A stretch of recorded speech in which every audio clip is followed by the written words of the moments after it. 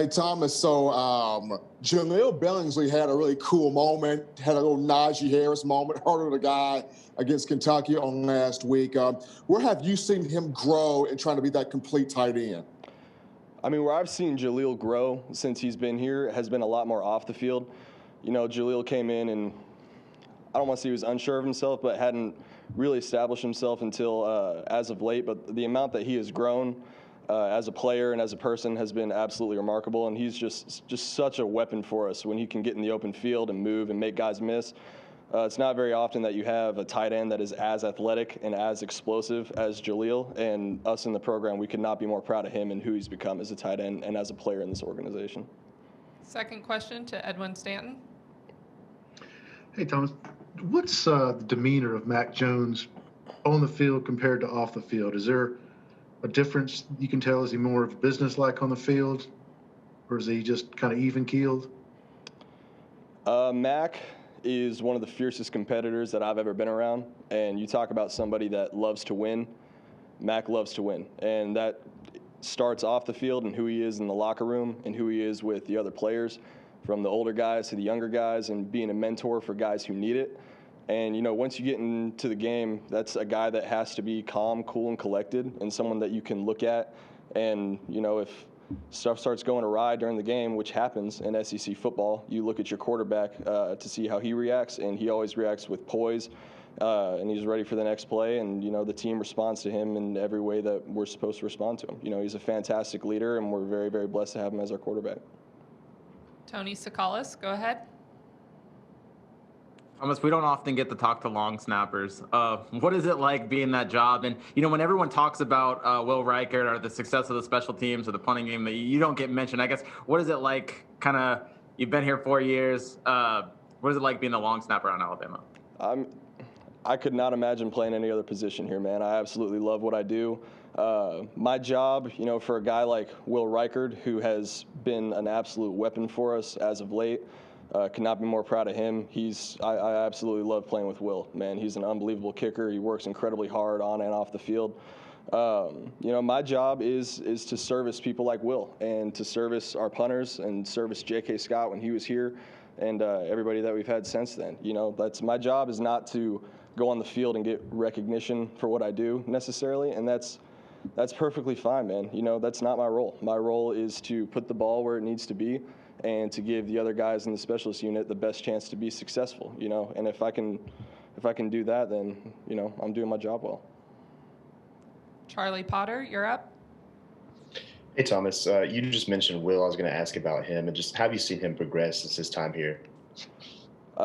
Like I said, I could not be more proud of Will Reichard and who he is and who he's become. You know, he dealt with some injury issues last year, but we've been excited about him ever since he came into the program. Man, that guy works harder than anybody. He's the hardest working kicker that I've been around in my time. You know, he loves to kick. He loves to work out. He has the utmost confidence in himself, which is incredibly important in a specialist position. And, you know, he gives us an opportunity to win games. Anytime you have a kicker who, you know, there's a difference between being good and being elite. Will is an elite kicker. He's an elite competitor. He gives us a chance to win games. And when you have a specialist who can do that, it's very few and far between that you find a guy like Will Reichard. We could not be more blessed to have him. Mike Rodak, over to you. Yeah, with Senior Day coming up here, how much talk has there been among the seniors about the blanket waiver that the NCAA is giving this year and just how many guys might take advantage of that and stay for another year? I mean, we're not even thinking about that right now. I mean, that's the first I've heard of that. We're focused on, you know, today's practice and this week of preparation and playing our best game on Saturday. You know, we had 2 weeks off and had to play a game against Kentucky, and we got some stuff that we need to work through as a team, you know, guys individually and us collectively. So, you know, right now, the only thing that we have to focus on is who are we going to be today? Who are we going to be tomorrow? Who are we going to be throughout the rest of the season? You know, because what we do these next couple weeks is going to, you know, dictate who we are, dictate who we believe in to be ourselves. These will be the final two for Thomas. Ryan, go ahead. Hey, Thomas, I asked Mac this question. You've been through a couple Iron Bowls. What is this week like as a player? And I was kind of saying to Mac, I know this year's a little different, but you go to a gas station, someone says something to you. Does the phone blow up a little bit more? Kind of tell me about that. Unfortunately, can't go to gas stations nowadays because we have to, make sure that we maintain our social distancing and everything that we do. But this is a week. Anytime that you get to play a game for this university and get to play for Coach Saban is just as important as anyone else. But we obviously understand the significance of the Iron Bowl to the people in this state. And this is a game that's been played for a long time. We get to be a part of something historic, and we all cherish that very much. We very, very much recognize the fact that we get to play in something that not a lot of people will get to play in their lives. And we're very, very fortunate to do that. Final question with AP Stedham. Hey, Thomas. Thomas, what's the way you support a kicker and a punter? If they make the kick, they miss the kick, they shank a punt, they have a good punt. What's the way you support the kicker and interact with them?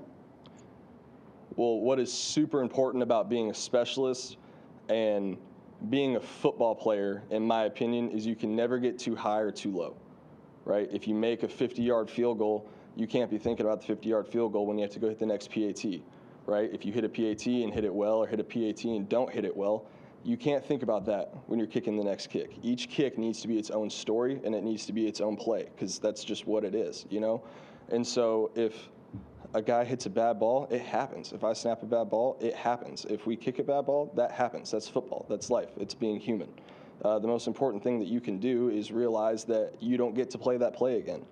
That play happens one time, and it will only ever happen one time. The best thing that you can do for yourself and for the team, and to give us the best chance to win and everybody around you the best chance to be successful, is to play the next play. It's to kick the next kick. It's to snap the next snap, and just keep going forward and moving forward. That's how we do it here.